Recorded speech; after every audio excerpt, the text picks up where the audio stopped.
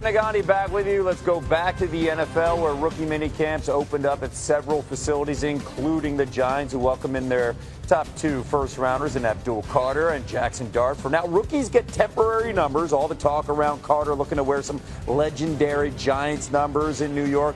Well, he's wearing number 51 for now. How does 51 feel? I feel good. I feel like it's going to have to grow on me a little bit, but it's feeling good right now. How'd you settle on 51? Pretty much what we had available, so it's a good number. Is it set or could you change it for the regular season? It's pretty much set. I'm just happy to be out here playing football. That's really that's all I'm worried about. I think the biggest thing coming out here, we had a great group last night. We all got together and made sure that we went through the script and did a walkthrough. So that made coming out here on the field, the operation a lot smoother, and everybody was a lot more confident and was able to play a lot faster when we got into the field. Senior NFL writer Jeremy Fowler with us now. Now that we've gotten past the Abdul Carter and the numbers conversation, for now, let's switch gears here and talk about the new number 6 for now. That is Jaxson Dart. What are the early impressions of the quarterback so far? Yeah, Kevin, good first day. He passed the test. This is going to be a long process. Really, they just want to see his conditioning in the right shape and him be able to absorb the offense and all the information that they're throwing at him, which he did really well pre-draft. They were impressed with what he could do. I don't know that Brian Daboll's been this excited about a quarterback with a man crush on a quarterback since Josh Allen. He had him in Buffalo. So that's a good sign, which begs the question, when is he going to play? So the stage is set for him to sit an extended period and learn behind the scenes. But they're going to have to win at least some games. We know how this goes in the NFL. Yes. So the Giants at least feel like they have the infrastructure in place, the roster, the talent, especially on defense. Russell Wilson doesn't turn the ball over. They feel like that they can play enough games, win enough games to keep him on the sideline. But if they don't win, the pressure will be on. They might have to turn to him. Okay, keep in mind, too, Dart currently 3rd on the depth chart behind Russell Wilson and Jameis Winston. All right, let's stay in the NFC. Also, new beginnings for another program. Bears starting their rookie camp today. Here's Ben Johnson on taking the field as a head coach for the first time. Did today feel more different to you than any other day you've ever had as a coach?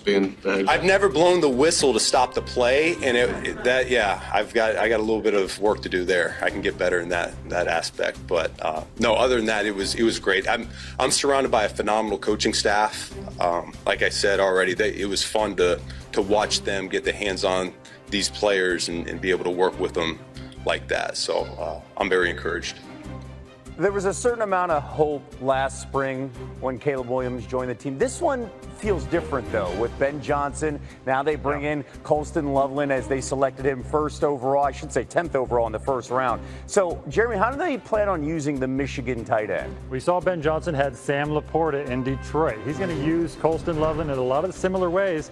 He's very similar to Laporta, only considered more athletic with a little more upside. So he can run the entire route tree. You're going to see him going deep.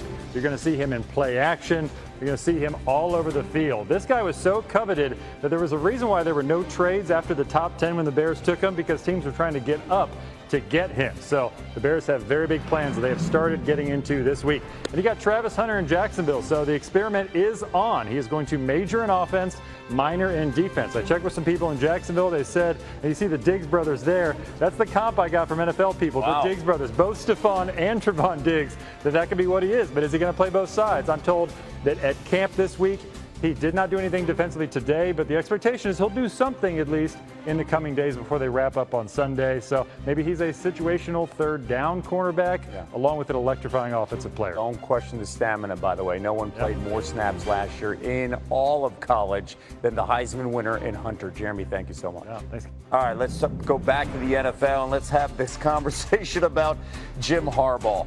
Omarion Hampton at his first rookie minicamp with the Chargers, the former North Carolina running back, providing a big boost in that offense for Harbaugh.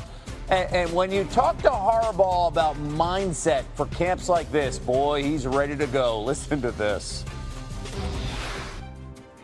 This is a day and a weekend of evaluation, really just mining for gold, diamonds, gems, and like those rare gems, they don't just hop out of the ground and into your pocket. You got to dig. You got to go in there and find them. So that's what I want to do today. Top of the list. Reminded of a story that my mom told when she said that, like, she was cooking the Easter ham, and her mom would always cut off 1/3 of the Easter ham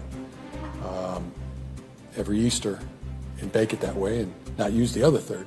So my mom asked her mom, why did you do it that way? And her mom said, well, that's the way my mom always did it. So my grandmother asked her mom, why do you cut off the third of the Easter ham every year? And she said, my great grandma said, because the oven wasn't big enough to fit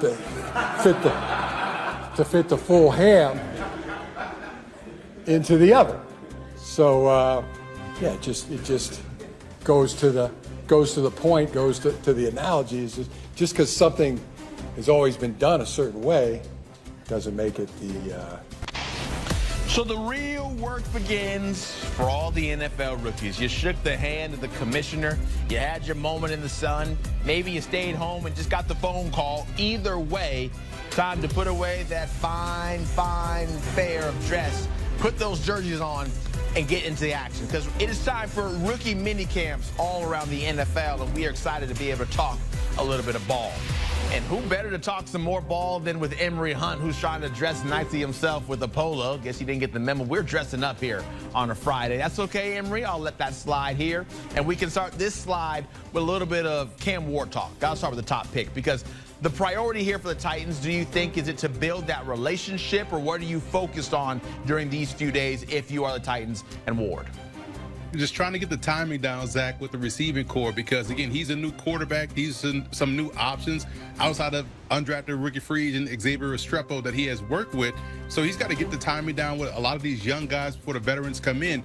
So it's about how quickly he can get acclimated to getting those guys up to speed to where he feels comfortable with, okay, I can work with this group of guys, but then next step will be working with the veterans when they come in. So it's just about the timing, understanding the playbook, try to see how quickly he can grasp things and get it under wraps before the veterans come in a couple of weeks. Yeah, a little tune-up before it all starts to really get going is really the theme, it feels like, for all these guys who are the top picks, because we know they'll be making the team when it's all said and done. Let's stay in the division, head over to Jacksonville. What should the priority be for Travis Hunter and the Jags? Do you focus on offense? Do you focus on defense? Do you split it 50-50? What is it?